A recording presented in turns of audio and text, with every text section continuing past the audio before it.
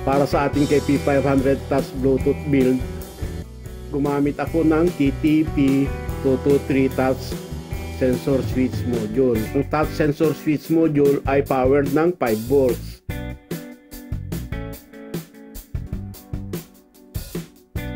Kinailangan ko ng buck converter para sa pag-convert ng 12 volt supply to 5 volts. Ang Bluetooth module ay powered din ng 5 volts. Gamitan ko ito ng V1205S converter isolated power supply para sa pag-convert ng 12 volt supply to 5 volts. Ang converter na ito ay nag-eliminate ng Bluetooth humming noise. Ang relay module ay may dalawang relays. Sa likod ng mga relay ay nilagyan ko na rin ng T5 LED na pailaw. Ang talagang major modification sa switchboard ay ang white wire. Ito ang nagsusupply ng 12 volt power sa tuner board.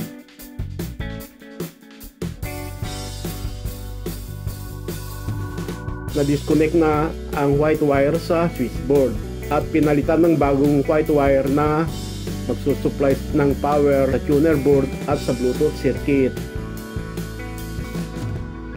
Gagamit ng relay switching para sa paglipat ng power sa FM or sa Bluetooth. Ang 12 volt power supply na ito ay kakabit sa common terminals ng dalawang relay.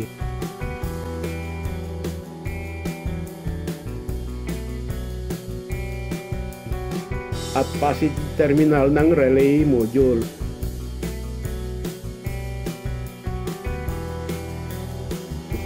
Ang mga power supply wires ng tuner board at Bluetooth circuit ay kakapit din sa mga relay.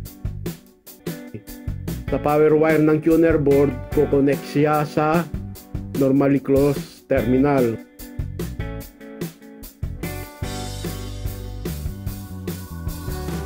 Ang Bluetooth power wire at positive wire ng B1205 isolator naman ay kukonek sa normally open terminal.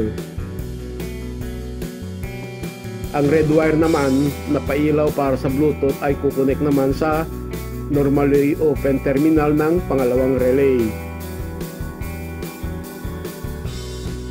Pag ang mga relay ay hindi active, ang 12 volt power supply ay nakakonek sa tuner board. Pag na-activate ang relay, ang power ay magsi-switch papuntang Bluetooth circuit at sa pailaw ng Bluetooth at sa B1205 converter isolator para sa supply sa Bluetooth module. Ang TTP223 touch sensor switch module ay nakakonfigure na sa high power output trigger.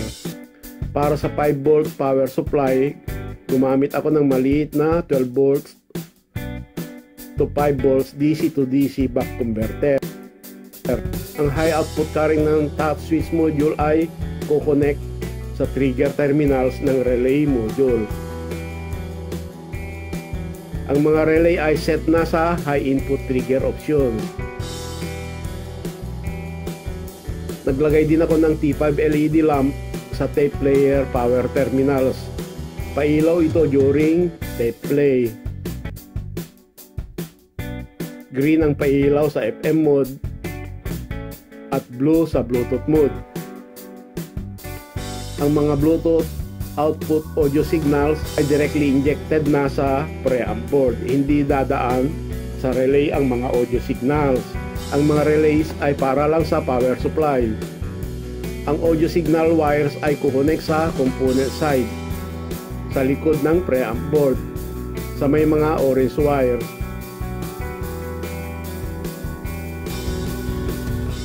Okay, assemble ko muna ang KP500. Kakabit muna natin ang touch switch para sa ating initial test. Ayan, gumana rin naman. Ikabit ko na ang touch switch module sa ilalim ng bintana ng cassette tape player. Gumamit lang ako ng mighty band para sa pagdikit sa touch switch module.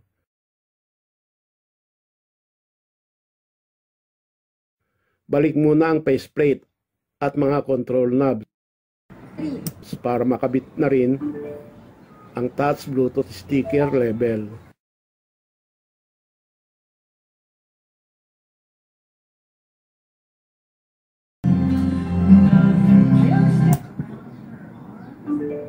Ayan, ito na ang final test